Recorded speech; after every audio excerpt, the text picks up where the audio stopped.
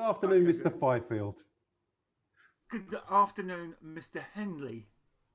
How are you? You are looking extraordinarily well. Yeah, I feel strong. I feel vital. I feel energetic. Excellent. Let's hope I can cope with all of that this afternoon. So, thank you so much for agreeing to spend some time with me this afternoon. I know this is going to be an interesting conversation because every conversation I've ever had with you has been really interesting. But I don't know too much about you. I've always known you as the most enthusiastic, most excited, most committed person kind of networking around Sussex. I know that you do marketing. I've known you for 15 years. I don't actually know what kind of marketing it is that you do. But what I'm interested to do is find out more about you this afternoon and kind of how you're feeling about marketing and what recommendations you might make to people in this weird, awful situation that we find ourselves in currently. Is that cool? That's absolutely superb. Okay. Is there anything that you'd like to tell the very few people who will ever see this? Well, to your other friend, I would like to say that essentially I show up in the world in three distinct ways. I am a business development director for a company called Bricketweb, who are a full service digital agency based in Sussex. So that's one tick. Um, the other tick is I am also highly theatrical, so I write plays, direct, and occasionally I appear in plays. I'm also the training director for a networking organisation which is global, but my particular area is Sussex. So, three distinct ways that I show up in the world. Fantastic. I'd forgotten all about your comedy and all about your acting. I missed that, man. And I forgot all about your theatrics. Didn't forget all about your theatrics at all. So, Theatrics, yeah. so that kind of brings me to my first question, which I always ask, which is how are you qualified to talk to us about marketing? What is your marketing experience? And yeah, that's the question. How are you qualified to talk to us about marketing? Great question. Essentially, my background in marketing is probably since 1997 when I started my first web design business. At the time, it was all about technology, and it certainly wasn't about business opportunity. It was just about getting stuff online. And over that time, obviously, we've had huge amounts of change in the digital space, and I've gone along with that.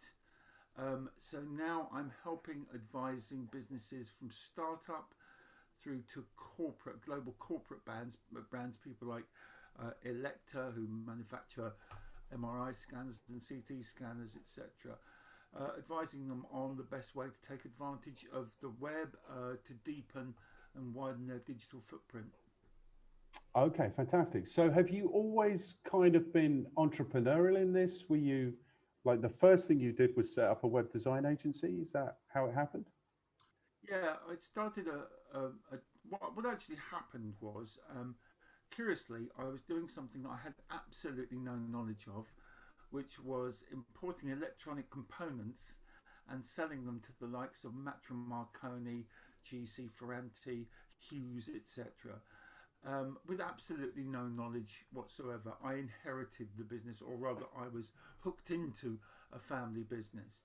And actually, that was in 1991. So I've been self employed now since 1991, responsible for paying my own mortgage and doing my own thing. Um, and actually, that was a brilliant way of making money. I made more money in the first year doing that than I'd ever made. Um, but the challenge was that I realised that at some point that market would be threatened. We were importing electronic components for $1 and we were selling them for £1. And we were one of two suppliers in the United Kingdom. Um, I knew instinctively that at some point that market would be challenged by the Far East, especially in terms of military qualified and high rail parts. And one day I turned up to Matra Marconi and there was another name on a drawing of a satellite that they were going to be making. In other words, another supplier. And I realised at that time our market would be compromised. It was the late 90s and the web was kind of coming to fruition. Businesses were becoming more engaged online, but it was very, very formative. We were still worried about security.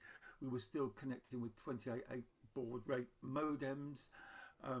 People were essentially loading websites, then going on holiday for 2 weeks, and then coming back, and it still wasn't loaded. There were security issues and challenges. But over that time, the market matured. People got more confident of it, and certainly when people started to trade actively on the internet, then businesses started to take it seriously. And you've got to bear in mind that at the very beginning of the web adventure, even Microsoft wasn't particularly engaged. They didn't even have a web browser at the time. It was Alta Vista and CompuServe and all those sorts of historic names. But I instinctively knew there was an opportunity there to market businesses.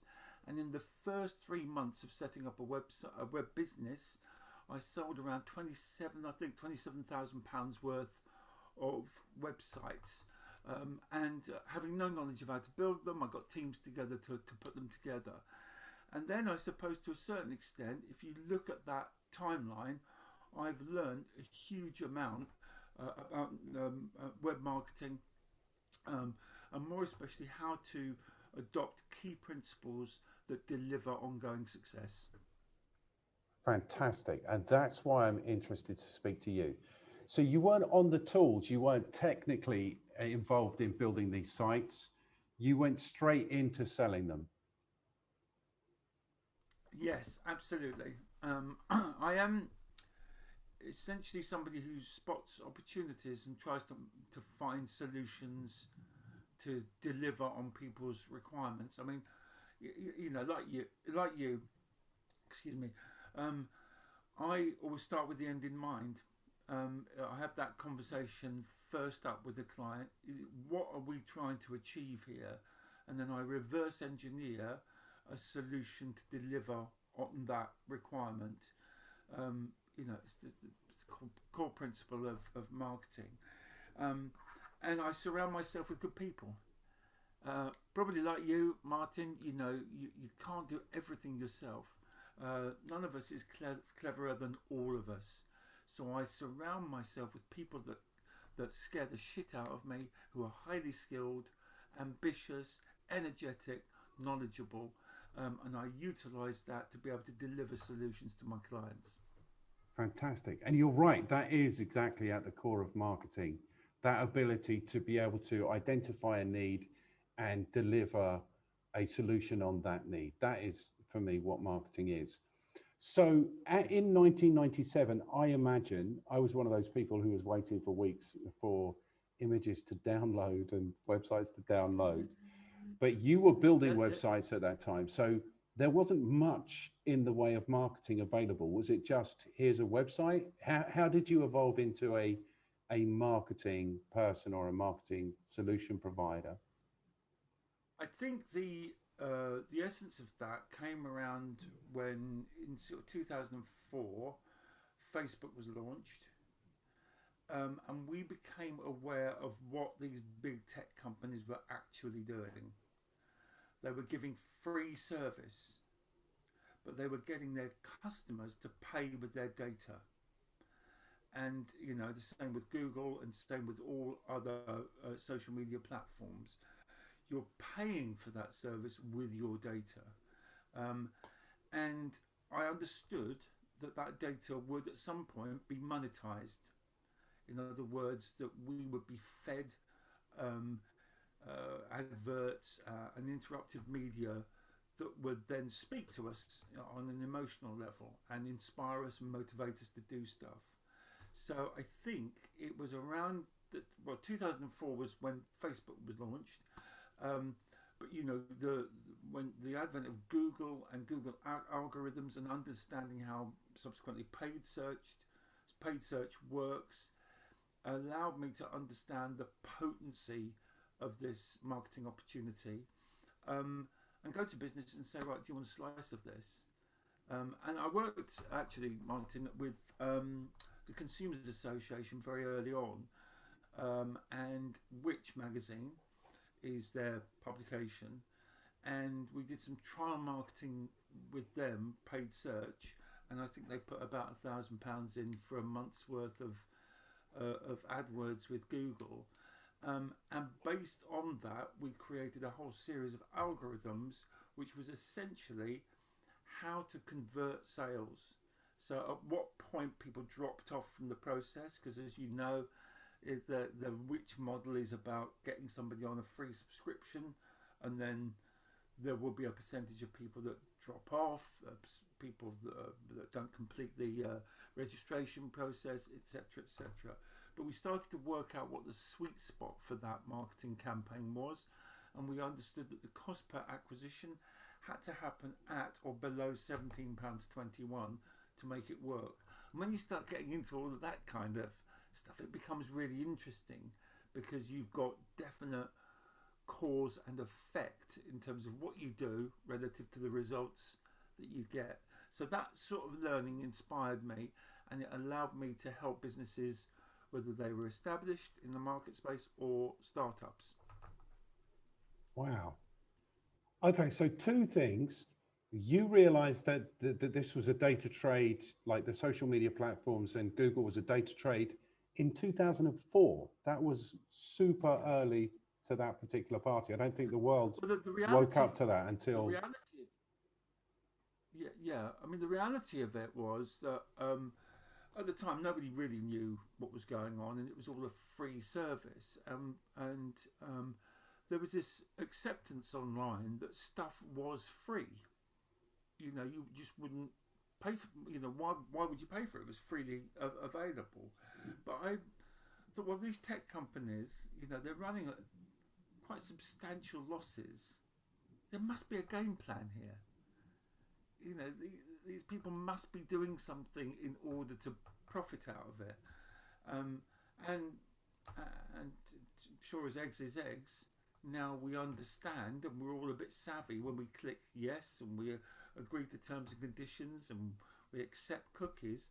We kind of are tacitly saying, well, actually, you know, that's what you get. You know, that's the trade point. We understand that. We begin to realize that we are the product.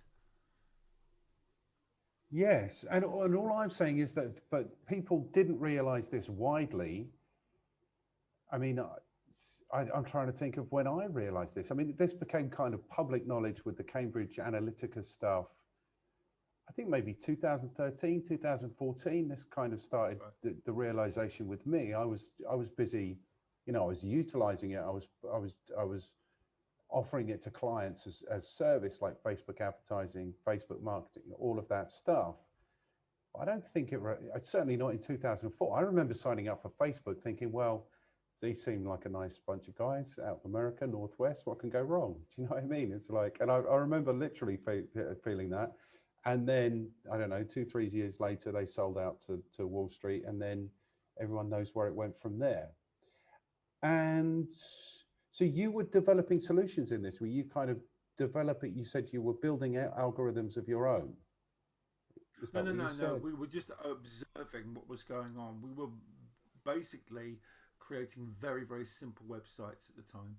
Right. And, you know, these were just HTML websites created in Dreamweaver, really as brochureware. They're brochure sites. They weren't e-commerce sites. They weren't anything flash.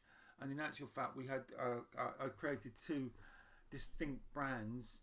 One was called, I think, Swift Site. I mean, the embarrassment of it is just beyond measure. But you know, and one of the strap lines for that was $2.99, and you're online.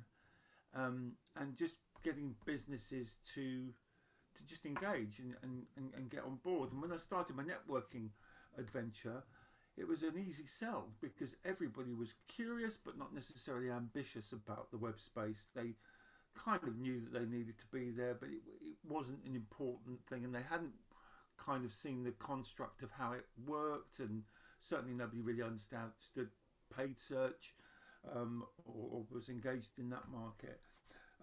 But actually, the internet keeps on delivering. It delivers over and over again all of these amazing opportunities. And so, from a client perspective, we can constantly be reinventing where they are, and enhancing their digital footprint with all the new sexy stuff that these big tech companies offer us. Yes. Okay. So at what point did you, um, so 97 you start building websites, 2004 the big guys turn up, Google, Facebook, those kinds of people. And is that how you involved into like a digital marketing services company? Yeah, I mean, first of all, it was all about SEO, optimizing websites, search engine optimization. So it was just doing the good stuff, creating websites that conform to Google's sort of 300 requirements, most of which just come out of the box. When you build a website, you can't actually build a website unless you have content and a structure. But then over that period of time, certainly from sort of 2006 onwards, we were headlong into helping businesses with Google rankings, the SERPs, the search engine results pages, looking at other opportunities, doing stuff like email marketing, looking at blog writing and creating content, getting citations across the web, backlinks, all of the sort of stuff that in the early days was based around metadata, metacode, and it wasn't particularly around user experience. This is obviously pre-mobile, pre-smartphone tablet time. So it was all about sort of a set of coded criteria that made a website rank well or not. But actually, as the technology has evolved, there is so much more now to constructing an effective web presence. And so, again, we go to a client, talking to clients at the moment about creating new and exciting ways of engaging with their clients. And a lot of that is based around, well, what can we do that your competitors are not doing currently in this space? How can we get engagement? How can we keep people in the conversation? And that might actually be stuff that is not allied wholly to websites. It could be social media channels. It could be developing mobile apps, etc. It might be creating bespoke software to be able to do something more effectively, quicker, cheaper, etc.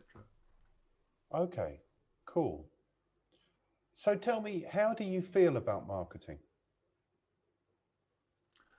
I think marketing is a conversation. I think that people look at marketing as this sort of massive sort of tick list that they need to go through. But the reality is it's very, very simple. It's having the right conversation with the right person at the right time in the right way. It's as simple as that. And if you break it down to its lowest common denominator, it's just about where are your customers and what motivates them, and get involved in that conversation. And for me, I think it's as simple as that. And I think that there's a temptation, certainly by online marketeers, to overcomplicate that, to create a whole raft of acronyms and language that essentially take people away from that core principle of, I need to find those customers and I need to motivate them, engage with them, and convert them. Okay, I am entirely 100% with you. I mean, I think the whole thing is just mired in this marketing jargon BS that nobody understands. Um, that's what I definitely think. I think they overcomplicate it. I'm interested in this because, like you, I've pitched thousands of people about their marketing. And no, you don't get to pitch somebody unless they have some kind of interest. But I'm always astounded at how I was talking in the last conversation to my buddy Chuck in the States, and I was astounded, and I expected him to say, yeah, we're the States, we're aggressive, we kick the doors in, we'll sell our grandmother to make the sale. But it seems to be Yeah. the same thing there, where people go into business and they don't really seem to understand that being in business is just about having customers profitably. And even when they do realize that, they really don't want to do marketing. And that is something that just frazzles my mind because I do it like you do it and we have fun doing it. And it is probably the best opportunity to have fun in your business. But there is so much Yes. resistance to marketing, so Yeah. much resistance. And I think part of that's the jargon. And I think it's becoming less accessible because it's all, as you say, becoming more complicated and technical. But that frazzles my mind that people go into business, they don't realize that it's about having customers. And even when they do realize it's about having customers, they don't want to do the thing that will get them customers, which is marketing.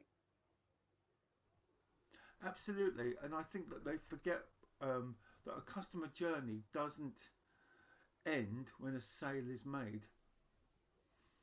Um, it some could argue that that's when the real magic happens, and the ability for you to wow a customer at that point, and then gain traction from that experience that you've given somebody is vitally important, and to get your customers to do your marketing for you. And I think that's one of the most wonderful things about the online space is that if you do a great job, and you have systems in place to allow people to tell other people, then effectively your marketing is kind of fairly automated. You don't really have to think too much about it. It presupposes obviously that you do a great job at the beginning, um, but with the ability for us to place reviews, and to get collateral out there based on case studies and experiences is really powerful. Yes. And I remember, I don't know if this ever stopped, but typically, because I was in your network in the BNI, that's where I founded my business in 2005. I was attending, I don't know, 3 or 4 BNIs every week. I was subbing all over Sussex. I was out of the house every day at 5:45. I was in a Yeah. meeting every day um, at 6:30. It was insane. So, and I don't know if I knew you then, but I had this, I had like a money tree in my logo, and my minute Yeah. was always, I'm in the money tree shaking business. I have a money tree. I call it the Effective Marketing Company. I come to meet people at meetings like this who also have money trees like you. If you want to shake your money tree more effectively, blah blah blah was my whole pitch. But Brilliant. the response I got to that was always, I need new customers. I need new customers. And if you ask people what's wrong with the customers that you've already got, what you realize very quickly is they're not taking care of those customers at all. So they'll always tell you they're the wrong customers, or they're not paying enough, or they're not doing whatever it is. But there's this thirst always for new customers, new customers, new customers. And that, of course, is the most expensive marketing that you could possibly do. If you want to be plucking people out of the wilderness and making them into your customer, then that is going to cost you a lot of time and energy and money. Um, I completely agree with you, Martin. And actually, one of our big things is to look with the companies that we work with is how we can shape those ongoing relationships. And like for example, a lot of our business now is with companies that recognise creating online hubs, online communities of raving fans, people that will do their marketing for them. So it doesn't take a rocket scientist to work out how you can engage an audience with good, strong, consistent, relevant, timely content. Um, and sometimes people just forget to ask. They forget to ask for the opportunities that they're presented with. If I've got a network of 30 people and they know 30 people, that's a 900 strong network immediately. But we're talking about huge levels of potential traffic. So we're always looking at getting a customer, keeping a customer, and sharing a customer, sharing a customer experience. And that's where the online space is really powerful. really powerful. And what did I want to say about that? It's like, yeah, It blows my mind how little people know about marketing. I was listening to a podcast earlier, and it was some professor talking to a podcast that was called Everyone Hates Marketers. And he was saying that in most countries, 80% of marketers have no idea actually about marketing. And in some places, it goes up to 90%. And why don't people understand that the success of their business depends exclusively on their ability to market and sell their products and services? So, of course, it depends on having a decent product in the first place. Of course, it depends on having strategies and putting out the right messages in the right places. You're exactly right. It's about landing the right message on the right person at the right time. And if you can do that, you will be as successful as you want to be. You know, there is literally, I don't think, unless you're in a stupid, unless there's no market whatsoever and you've got a stupid product. We've said it depends on the product. But if you've got a decent product, there is no limit to what you can achieve. And everyone wants to be successful, but they don't want to do it. Mm. And I think also one of the things, certainly in COVID times, that has happened is that we've seen quite a lot of kind of polarized activity. You know, some people either become victims of circumstance or they become opportunists. Um, and so I've seen a lot of businesses that are literally currently on pause. My wife's business is on pause. She runs a hairdressing salon. She's got 26 members of staff. Um, and there is absolutely no prospect of cutting hair at the moment. But she is online. She's marketing, she's absorbing stuff, so she's getting lots of education from her network, but she's putting stuff out, touch points with clients, videos here and there, offers of what she can do, you know, delivering professional product, etc. Top of the mind kind of marketing. So she's not become a victim, she's become an opportunist, and she's creating future demand. She's creating a compelling future for her guests and her business. And I think that's really inspirational. Is that, you know, even businesses that seem to be really challenged by current circumstances can actually get on the front foot of things with some strategic marketing.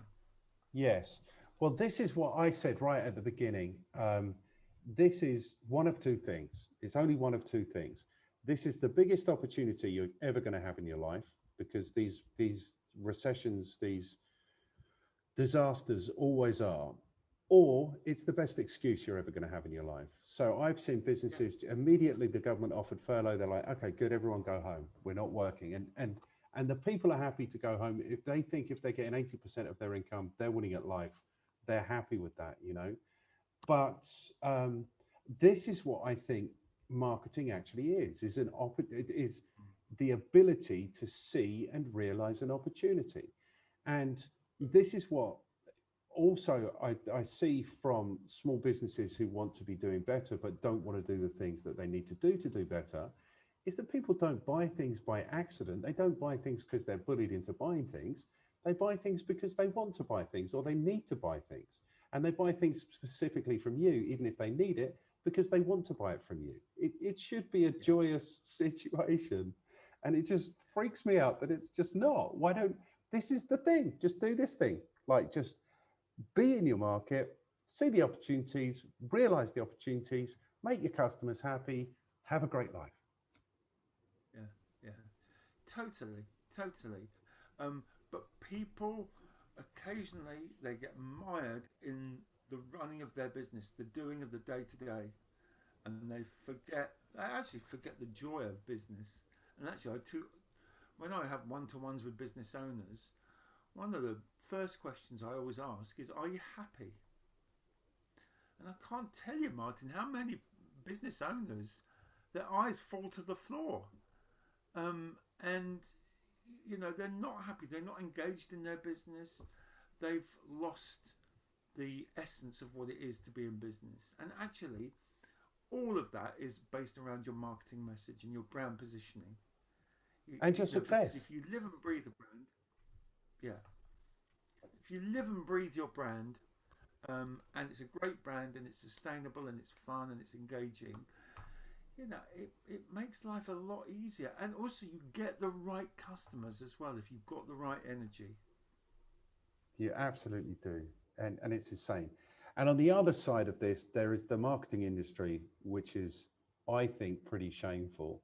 So there's a stat I quote, which is that the average lifespan of a digital marketing customer in London is 3 months. So digital marketing agencies are taking our customers and annoying them to the extent that they fire them within 3 months. And that comes down to what you're talking about, all of this jargon. I think also the big players, the Googles, the Facebooks, they're not making it any easier by changing things every 20 minutes. And I just think it's a really sad situation. That's why I'm on this mission to produce all this content, because I just want people to be successful and happy, really, in their businesses. But my experience is the Mm. same as yours. I don't remember meeting many business owners who were actually happy, um, out of the thousands that I met. Mm. It's a bad situation. Mm. So we're kind of getting a sense already of what it is that you offer your customers. It's kind of a digital marketing, the full digital marketing experience, and however that works. How does that sit with your other passion, which is this networking thing that you do, which is obviously all face to face and early mornings? Uh, it's a perfect compliment because I think that whatever conversation you're having and whatever channel you're having it on, it's still a conversation. And I don't like the word passionate; it's so overused. But I'm really excited about networking because I still think that people are missing a trick. It's still to turn up in an authentic way to a group of forward-thinking, growth. Okay, cool. So before we got rudely interrupted, you were talking about the networking thing, which I thought was maybe different from the online thing that you really enjoy. Yeah, well, as I was saying, it's really important to recognise that um, all human life shows up in wherever it might be, in real life, online, etc. And I think it's important that I always try and coach people to be consistent across both areas, because there's nothing worse than meeting somebody in real life after establishing a 6 month Zoom call and realizing that they are sort of a cross between Margaret Thatcher and Chewbacca. Um, so it's important, I think, that people create an authentic brand for themselves online. But in terms of the real world networking, um, I've done it for over 20 years. I love it. I've got some amazing business out of it, and I've met some incredible people. And I've also, had the privilege of being able to help people with a bit of my experience as well. Um, so I also do networking in other areas. BNI is predominantly where I'm getting business and helping people to develop their own businesses. But also in my area, there's Gatwick Diamond Business, which is a flourishing networking organisation, more about campaigning and education and business support and intelligence than direct referral marketing, but still a really good source for me to connect with people. And then we do chambers of commerce as well, still very much active and a value led proposition. So for me, networking is still a very, very important part of what we do. Okay, and I think you're absolutely right. And I think that was my feeling at the time. I think there's 4 million small businesses in the UK, and it's a lonely experience. And just having that opportunity to get up and go and have breakfast with other people who are in a very similar situation typically, is really useful. It helps people, I think, stay focused. It provides solutions maybe to issues they don't even know are a problem for them. I think it is a tremendously useful thing. I think it's tremendously useful. So, how do you do One your of the marketing? most Do you have like a important marketing? Sorry. I think one of the most important things about marketing is, about networking, is to adopt the same sort of principles as you would with any kind of marketing. Is to say, well, why am I here? What am I going to get out of it? Um, how am I going to build my network to deliver on the goals that I've set, assuming you've got goals? Um, do not turn up at networking events fearing competition, but to seek collaboration is a really important part of my networking approach. Um, and don't prejudge. You never quite know where your next £1 million piece of business is going to come from. So don't turn up thinking, oh well, this isn't going to work, or that's not going to work, or there's no point in talking to that person. You just never know. I mean, I've got business from people over the years that I had no expectation of anything in return. I actually networked a while back with a woman who was in the travel industry, and over 5 years I managed to refer probably around about £65,000 worth of business to her. Personal holidays for me, obviously I go on very expensive holidays, but also other people that I know, friends, family, etc. It's brilliant service, she does a great job and all this kind of thing, and I got diddly squat from her in that period of time. And then one day, in the grip of a recession, in a cold, damp leisure centre in Crawley, she handed me a piece of paper that was worth £85,000. And it came from kind of nowhere. She just happened to live next door to somebody who was got seeded finance for a startup, and within 2 weeks we're engaged to do a massive project, which was brilliant. So you never know, and that's why I think that people who have either a pathological distaste of networking are missing a trick. You're making life very hard for yourself. Showing up is basically saying, I'm open for business. Would you like me to be part of your sales force? And you'll do the return for me. And it's worked fantastically. We're still getting great referrals out of BNI, and it's still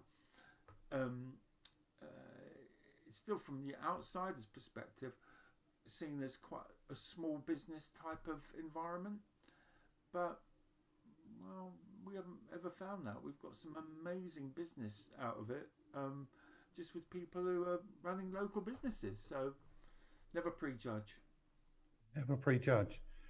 I think my issue with it, like I said, I did it maybe too much, and I was just burnt out after. I think I got about 9 months into my first year, but I'd also done everything I needed to do in it. I think I just aspired to be in a different. I didn't want to be a local business necessarily, and I didn't want to be. That's not what I wanted to do. But I still really good mates. Like I think I met you through a potential client. It was a startup all that time ago.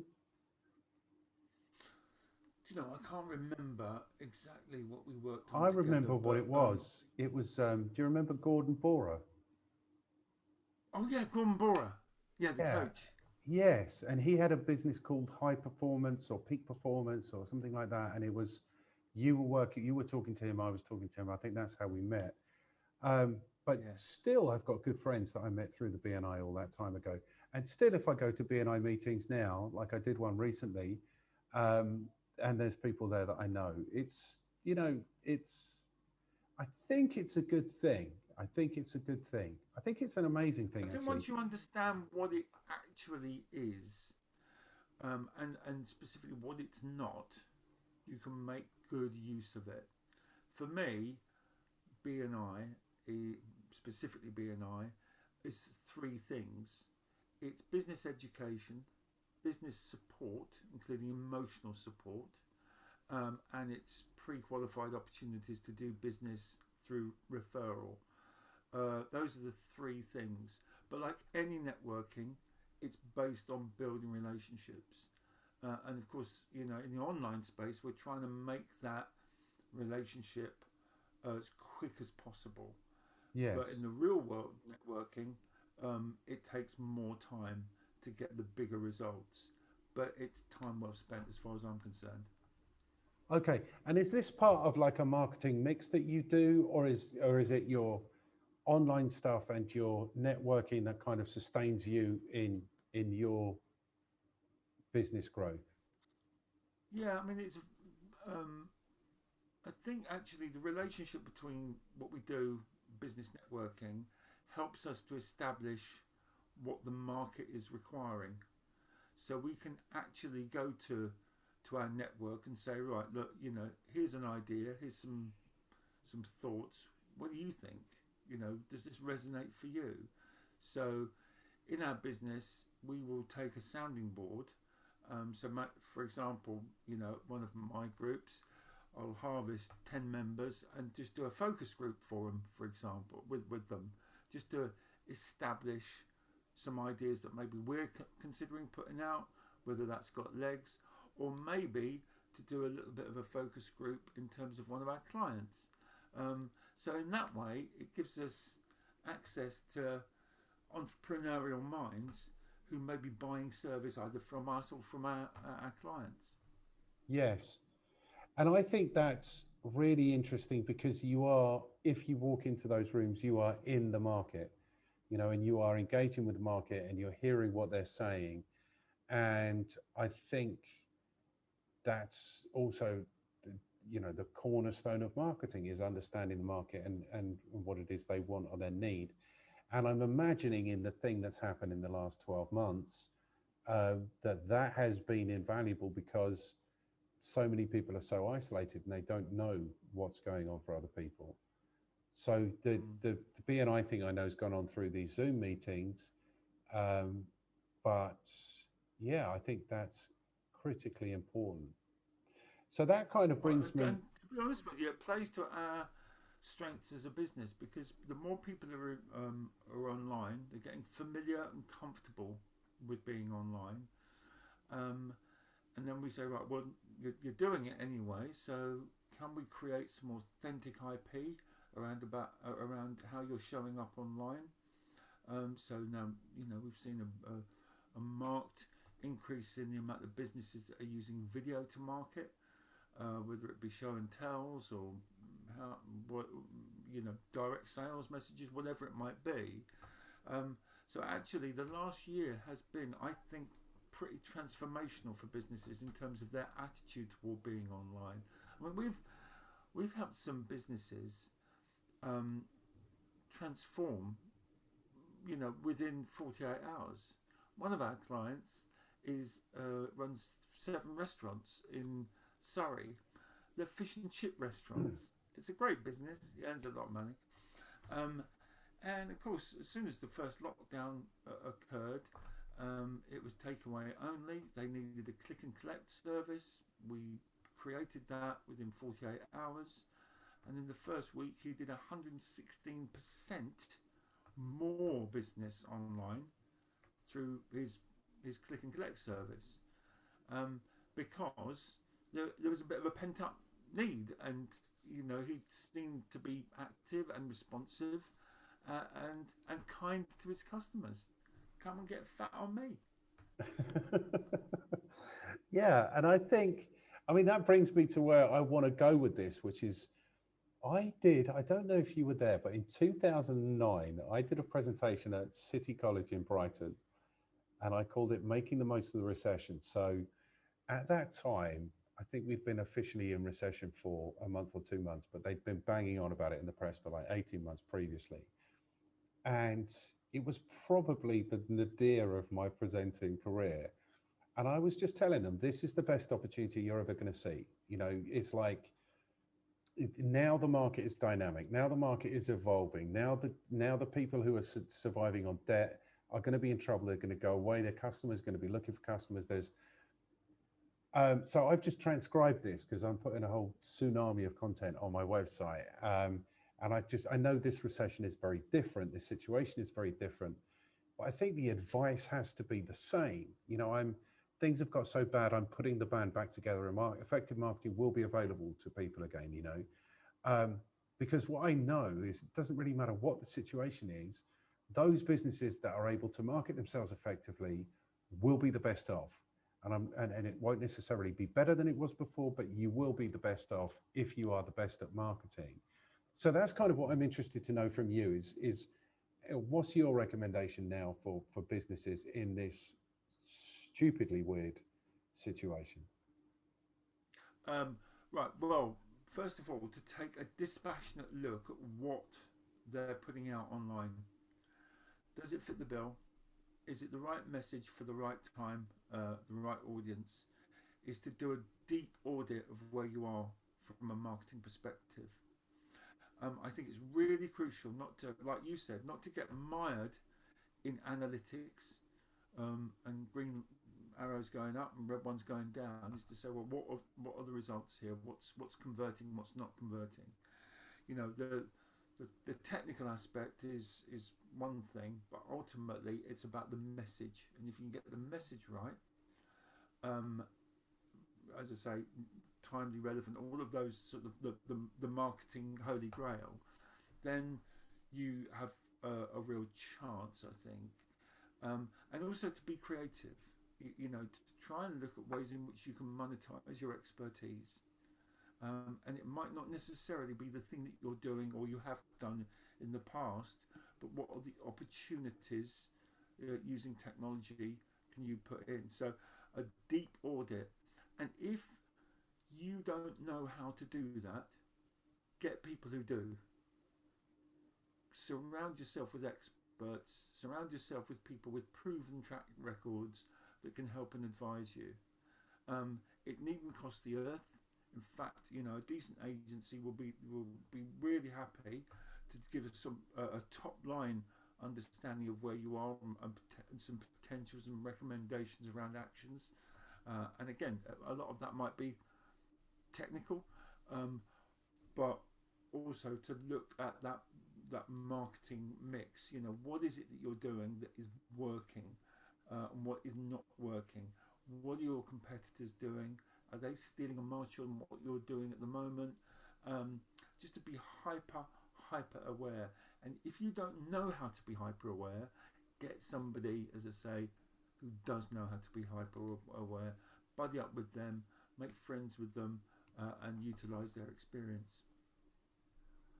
Okay, so the message isn't really very different from what would be if this situation weren't happening. I think you're absolutely right. That it's a similar process that we have put in effect previously. I haven't been particularly active for the last 6 years. I certainly haven't been marketing myself or the effective marketing company. I have been very detached from the market. Um, Mm. I shit myself when this happened. And I wasn't Mm. so concerned about the pandemic. I wasn't so concerned about the disease. The response to the disease terrified me because the difference now from 2008, 2009 is that businesses have been forced to close their doors, like literally close their doors, and they can't actually accept customers. And that to Mm. me terrifies me. But Jim had a similar story to you. He's in print and he obviously supplies a lot of restaurants, and he was also helping them to get involved in being able to pivot to be able continue to serve customers. So, like you were saying, your wife's, remind me of your name, her name, Natalie. Mandy? Mandy Masters. Okay. Mandy So Masters. she, it was in there. I knew it was in there. Um, Yeah, so very. she has managed to kind of find a way to being proactive. And like you say, she's getting future interest and demand, and she's continuing to look after her customers. And I'm sure that's really appreciated because people, I'm sure, want interaction. Um, how do other businesses do that? Other businesses that have, I mean, do you recommend that you recommend clearly that people do that, but how do they do that? Well, I think again it sort of comes down to making a list of, you know, what it is that you actually do. So the after effects of what you do. So the key benefit points. Um,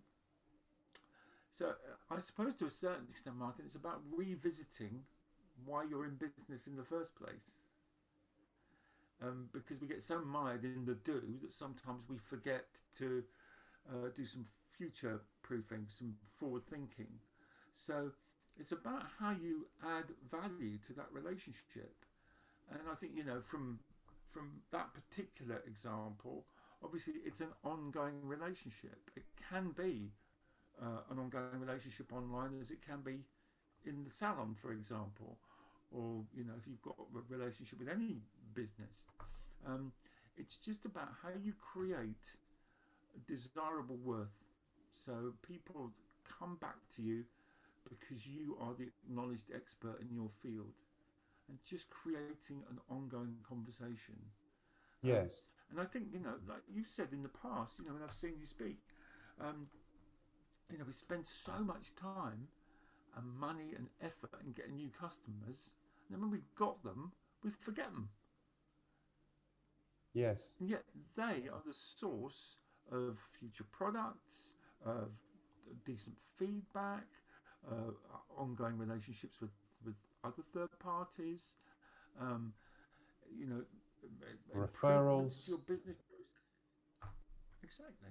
Yes, it is everything. And I think you're right. I think it's about, and people don't do this enough, it's about going to not the obvious benefit, not the added benefit, not the, but the benefit that's there somewhere in the recess that people get from doing business with you that doesn't rely on you necessarily them coming into your salon or your to your pub or to your hotel or whatever it is. It's maybe getting to that thing. And also creating stuff that is viral and funny and engaging, and it doesn't necessarily be need to have any specific aim in mind. Sometimes it's just about making a bit of noise in the market space, Yes. and the digital world is perfect for that. There's some amazing brands that are utilizing the web in ways that we've never seen before. I mean, and also in mainstream media, so many of the banks now are positioning themselves almost as counselling services. We understand they're talking on an emotional level rather than come and get a mortgage from us. Yes. You see, at the time, I'm not aware of what you were doing at the time, but Jim's response was amazing. And I spoke to him about it when I chatted to him, because he just put out this thing. He set up like a 24-hour Zoom, and he's just like, I'm always here. Like, if you ever fancy having a chat, or if you get bored, if you get lonely, if you get whatever, I'm in the same situation as you. He was actually in his office. His office was like 100 meters from where he lives. I'm sitting here doing nothing, just like you are. And I actually, and that to me was the best response. And the thing about that Mm, was that he was continuing to be in his market. So when people were mm, having issues, or immediately people started thinking, well, we've got to do something, he was aware of what that was. He was aware of that going on, and so he saw the opportunities. So I think mm. what you're saying, like you're saying in both ways, like the face-to-face networking you do, which has now gone online, allows you to be in the market. And I think that's the most important thing, is to be in the market, hearing what people are saying, what they're wanting, what they're needing. That's really important. And I think you're right. You need to go beyond the obvious value that you deliver, because there will be some, and I've always said this, like my best sales relationships when I was in sales for 20 years, I wouldn't talk to them about whatever it is I was selling them, computers or IT systems or whatever. I talked to them about their football teams, about their families, about their whatever it is. And at the end of the meeting, they'd be like, okay, and we need this, and okay, that will all get done. So actually, in good sales, that relationship is really valuable. And I don't know how you monetize that. I don't know if you need to monetize that, but yeah, Well, actually, it's a very interesting thing. I think that I regularly call my clients just with no expectation whatsoever. I think I might have talked to you about this many years ago, but the notion of an opportunity day is a little bit like what you're saying with Jim. You know, you just phone people up and just shoot the breeze. Yes. And sometimes your best business comes out of those conversations. I think very often it does. You know, I think it's like, yeah, I think you're causing me to think very differently about things, Tim. It's nice. Because, you know, I've always known it's about that relationship, but never invested very much in it. You know, I would just phone and talk shit with people anyway because I really like talking to people, and I kind of always done that. And when I was running around Sussex, doing the effective marketing company, I was dropping in on people all the time. You know, I was doing that. And I think maybe I'd forgotten that what that relationship was worth. You know, you people I'm working with now, we don't talk about like we don't talk about what needs to be done. You know, that can be done in an email. Like if you're talking to them, you're talking about what's going on in their lives. And I think right now that's kind of there's a real need for that. I'm a little bit horrified that the banks are seeing themselves as being in a position to counsel people. That's a little bit scary. But certainly small businesses are, you know, not. Isn't it? It's positioning, yes. It's a little bit cynical positioning. I'm fascinated by it because, you know, all of a sudden, all businesses now are hyper caring businesses who formerly just wanted to flog you something. Now all of a sudden they're you know, pictures of families and people homeschooling and working from home and all that kind of stuff. And it's just marketing as it's always been. It's responding to, you know, market trends and trying to get on an emotional level with clients, which I find, you know, obvious and brilliant, but, you know, very amusing. Yes, very amusing. And when corporations get too interested, it always scares me. So how, what is your experience then of what is actually going on? Are you, because the thing about the talk I gave in 2009, it was actually really easy because they were telling us that I've just transcribed this thing, so this is why I don't remember saying it. But they were telling us that the business closures were up 220%, 120%.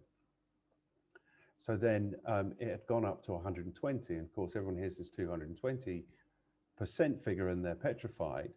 But then when you do the calculation, it turns out that 120 businesses is 0.003% of the number of businesses that are in the country. And actually, you would have to sustain that for an entire year to get to 1%. And if 1% of the businesses go away, that's not really, that should be the normal situation. But I don't know if I could deliver that talk now with the same confidence because this just seems to be so much more impactful. Like businesses are being forced to close their doors. And industries are being forced to close their doors, like hospitality, travel, like you said, like some of the services industries, like hairdressers and restaurants. So what's your feeling on the ground, like of how this might end up or get resolved? Actually, I'm very optimistic. I think it's going to create efficiencies in business. I think it's going to cut out a lot of kind of process. You know, people are now considering what their lives are like and how they use their time. And one of the things that I think has been interesting, I've got a team, I work with a team of 14 people, and we're all working from home. And we take the register at the beginning of the day, and we check in with everybody, and we become adept at understanding what they're saying, what's behind what they're saying. And then we have a catch-up meeting in the afternoon with two or three discrete teams, and then we have a wrap-up at the end of the day. And actually, it's made us a lot more efficient because we're all aware of what everyone's doing, and we can spot opportunities because we're having open conversations about projects, whereas we would have maybe not not seen a project or not been aware of it, now it's uppermost in our mind. Also, our business processes have been transformed. We've got a new system to manage workflow. That's all online. So again, everything that's going now is properly documented. We're less likely to drop balls on big client contracts. Not that we did before, but there were acknowledged issues and challenges sometimes with communication from one department to another. Those have been closed up. So I think to answer your question, I think what we've been left with is people doing an enormous amount of navel gazing and come up with new ways of communicating, new ways of processing, new ways of marketing their businesses, and new ways of sort of kind of an open-minded thinking. People aren't necessarily closed-minded. We've always done it this way, so that's it. People are now aware that there are different ways of communicating with their target market, and they need to be on the bus. They do. And I think there's enough people who will be forced off the bus to create enough opportunity for those who are still willing to be in the game. What was I thinking? So will you go back? I was thinking two things. So will you go back to being like office based once that opportunity arises? Well, I think we do acknowledge that human contact is very, very important, but we are already putting a process in place to have a more flexible working environment. So, in other words, we are, as we come out of COVID, and presuming that we can actually go back to our workspaces, we will kind of rotate our physical office space. So we'll have different teams in different days and then crossover days. And we'll supplement that with home working as well. Because again, it starts coming into things like sustainability, being kind to the planet, what our responsibility is to the mental health of the people that we work with, that we've got accountability in the business, that we all know exactly what the values of the business are and how that transcribes into customer relationships. So it's made us more aware of ourselves, more aware of our customers, our processes, and the need to keep adding value and to do what we say to our clients. How can we keep the conversation going? And utilising all of the things available online to be able to do that. Yes, absolutely. So the other thing I was thinking is, like, one of the issues that I always had in my business is I was never around to manage my business because I was always up early in the morning presenting somewhere or in meetings all day, or towards the end I was flying around the planet delivering digital marketing training, and I was never there to do it. So is the fact that your management team more available, has that brought their attention back to the business and allowed you to kind of improve those processes? Definitely. I tell you what, Martin, the big word for me of 2020 is accountability. Right. Accountability. It's about getting people to understand not just what they're doing, but why they're doing it. Yes. That's the most important thing, is that I think, ironically, working in an office 5 days a week, working in kind of silos, it's easy not to communicate at a hyper level because you're working alongside people. You're not looking into the eyes of people. Yes. And because we've had this sort of enforced direct communication, it means that things are said quicker, with more impact, with more lasting impact, and better results. So I think we're leaner. We're faster at responding to things. Now I'm having a conversation with a prospect in the morning. I'm having a team meeting to discuss that prospect opportunity, and then we're, at first level proposal by the evening. This is, an exciting time for business. If you can Yes. get on the front foot of it, I think there's some amazing opportunity. But that whole concept of time, that we're saying that businesses don't have to be 9 to 5 anymore. They don't have to be a painful journey into work and a painful journey home. We don't have to, show up because we want to be seen to be the first in, the last out anymore. Um, we're, we're cognizant of people's mental health and their physical health and the need for them to come away from screens as well as to be productive on screens. So all of those things I think have made us and hopefully other businesses consider who they are, what they do, and why they do it. Yeah, for sure. And I think there's something about, I mean, the commute thing always blew my mind. It's like, why would I lived in West Worthing at one point in my life, in my very young life, and I was commuting into London, and I was getting on that train, and there'd been people who'd been on that train for 2 hours already. So they were traveling 3.5 hours each way, each day, to go and sit at a desk in London. This was in the early 90s, so maybe the opportunity wasn't quite the same. But the commute thing has always frazzled my mind. But there must be some, I mean, there's a cost, obviously, people aren't getting the interaction. But if people are in their families and immediately they start work, they can be with their families, then, there has to be some rounding off of this some way. I know now why we got dropped earlier. It's because sometimes Zoom doesn't like me talking to people for more than 40 minutes, and sometimes it does. And this time it doesn't. So we've got to No, the end of we're on our a countdown second for 40 minutes. We're on a countdown of 5 minutes and 14 seconds. Man, I knew this would be really interesting. It never goes the way I expect it to go. I had no idea you were so interesting.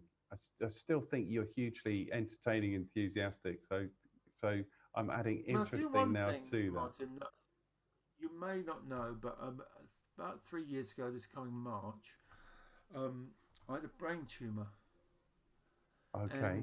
and subsequently had a tumour removed from the centre of my brain via craniotomy by an extraordinary man called Professor Marius Papadopoulos um, up in Tooting, St George's.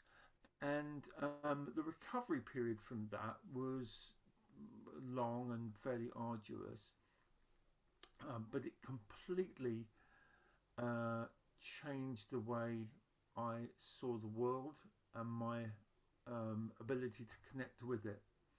I've always been very, very lucky that I wake up, pretty positive. I see the positive in people. I look for it and I find it. Um, but the ability to come out of something which was life threatening and then re engage with the world in a sort of slightly different way, it means that you are highly aware of your own mortality, um, but also that you don't necessarily have a right to be here. We're here through complete chance, and I would never ever say to anybody, "Oh, live every day as if it's your last," because I think that's absolute bloody bollocks. You just can't do that. But what you can do is be really appreciative and pay attention to the world around you and do the very best you can in terms of be kind, be as happy as you can be without being irritating, um, and spend time with people who you love and who love you as well.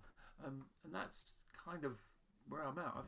I feel very, very fortunate to have survived it, um, but I'm also highly conscious that our lives are, but a fleeting moment in time, and we just have to be comfortable with ourselves, and turn off the pressure valve occasionally. Just give ourselves a bit of a break. So that's my overarching message to you is I never take life too seriously, but I take the stuff that needs to be taken seriously very serious. And I think that is a hugely valuable message. I was worried that you weren't going to get to the end of that message. We've still got 2:26 left. But No, I no, think no. you're I right. timed that. You timed that. I know you did. It was like you're counting down in your BNI minute. So, Yeah, it's interesting that people like are quite creatives. We crave experiences to write about.